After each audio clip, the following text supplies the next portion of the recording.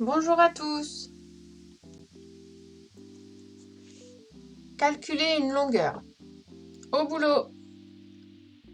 Cette fois-ci, nous allons regarder dans deux triangles et des droites parallèles à l'aide du théorème.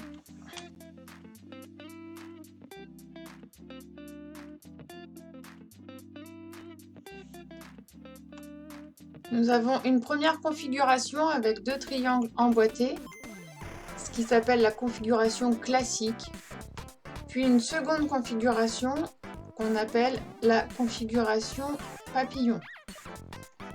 Dans les deux cas, les droites MN et BC sont parallèles. Donc voici l'énoncé du théorème dans le premier cas. J'ai bien sûr MN et BC qui sont parallèles.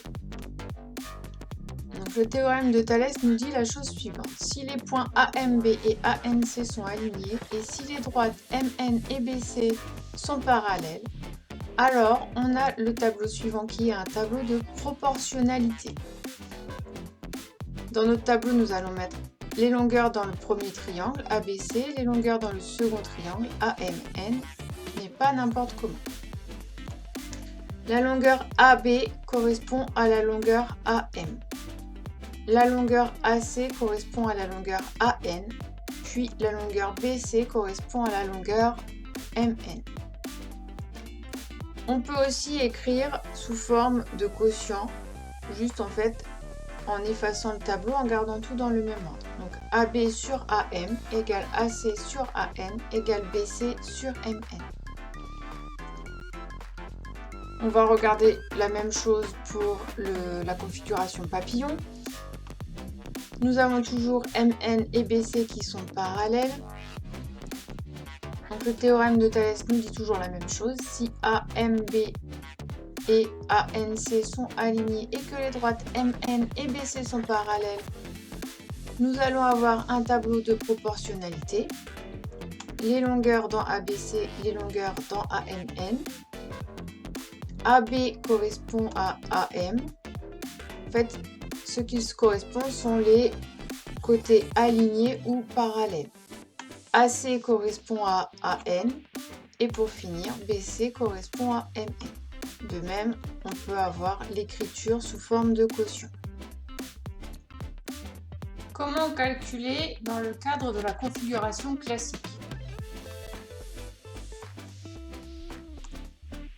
Donc voici un exemple. Nous avons AM égale 30 cm, AB égale 80 cm, AC égale 20 cm et les droites AMN et BC qui sont parallèles. Nous cherchons à calculer AN. Le principe de la démonstration, donc nous avons les données. Les points AMB et ANC qui sont alignés et les droites MN et BC qui sont parallèles. Nous allons utiliser le théorème de Thalès.